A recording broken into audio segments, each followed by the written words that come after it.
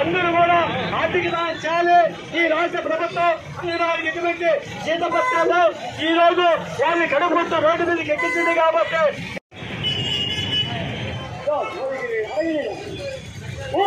కార్మికుల ఐక్యత, కార్మికుల ఐక్యత, కార్మికుల ఐక్యత.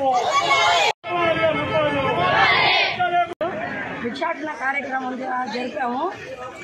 మేము రాష్ట్ర కమిటీ ఏది ఇచ్చిందో ఆ పిలుపు మేరకు భిక్షాటన కార్యక్రమంలో విజయవంతంగా మా అంగన్వాడీ టీచర్సు, ఆయాలు అందరూ సహకరించినారు. మేము ఇది 5వ రోజు ఈ కార్యక్రమాన్ని పాల్గొని 5వ రోజు జరుపుతున్నాము. ఇంకా కూడా మా కోరికలు ఏమి నెరవేర్చకపోతే ఇంకా కూడా ఈ సమ్మె ఇంకా ఎక్కువగా చేస్తామని కోరుకుంటున్నాను. ఒక గర్భవతి ప్రెగ్నెన్సీ అయిన మొదలుకొని బిడ్డకి 6వ నెల వచ్చేదాకా మేము అంత సేవలు అందిస్తున్నాం. డెలివరీ అయ్యి బిడ్డకి 6వ నెల పూర్తి అయ్యేదాకా సేవలు అందిస్తున్నాం.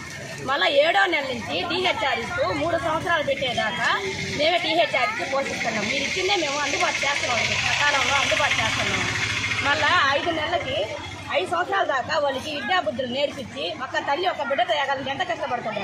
15 మంది పిల్లలతో మేము ఎంత శ్రమపడి వాళ్ళని క్రమశిక్షణగా పెంచి మేము విద్యాబుద్ధులు చెప్పించి ప్రీ స్కూల్ నుంచి వాళ్ళకి ఎలిమెంటరీ స్కూల్కి అందజేస్తున్నాం.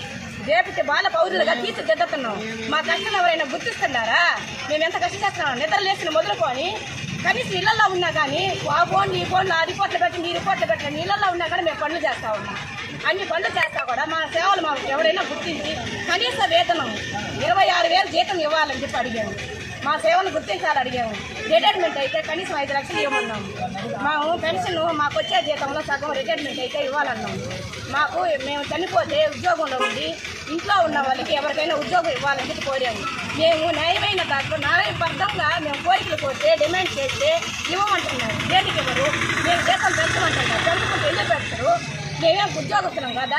మేమేం టీచర్లం కాదా? మేమేం పౌరులుగా లేవా? దేనికని మిమ్మల్ని ఇటు చేస్తున్నారా? ఓట్లకు మటుకు వస్తారా? అడగతారా?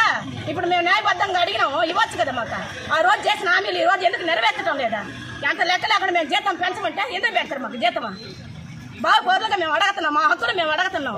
మేము కష్టం చేసి మేము జీతాలు అడుగుతున్నాం కానీ కష్టం చేయకుండా జీతాలు అడుగుతున్నాం. ఉదయం 9 గంటలకు వచ్చి సాయంత్రం 4 గంటల దాకా మేము చేస్తున్నాం. ఆ దేవుడు కూడా మన సహకరించి తుఫానైనా కానీ ఎండ తెచ్చిస్తుంటాం. రాత్రులు కూడా ఉంటున్నాము. ఉండి ఏడా చేస్తాం. గ్యాస్ బిల్లులు ఇంత వర్షంలో కూడా మేము ధర్నా చేస్తున్నాము. మా ఆవేదన గుర్తిస్తున్నారు ఎవరైనా? కొంచెమైనా గుర్తిస్తున్నారా?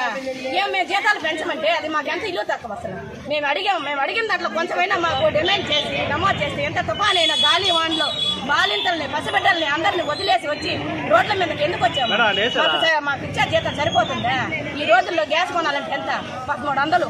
సేరు బియ్యం ఎంత? 50 రూపాయలు. జగనన్న మా ఆవేదన గుర్తించి మన్నించి మాకు సహాయం చేస్తాడని మేము ధర్నా చేస్తున్నాము. మా అవసరాలకి మాకు గుర్తించాలని మేము కోరుతున్నాం సార్.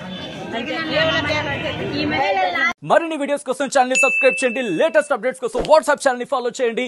అండ్ లింక్ డిస్క్రిప్షన్ లో ఉంది.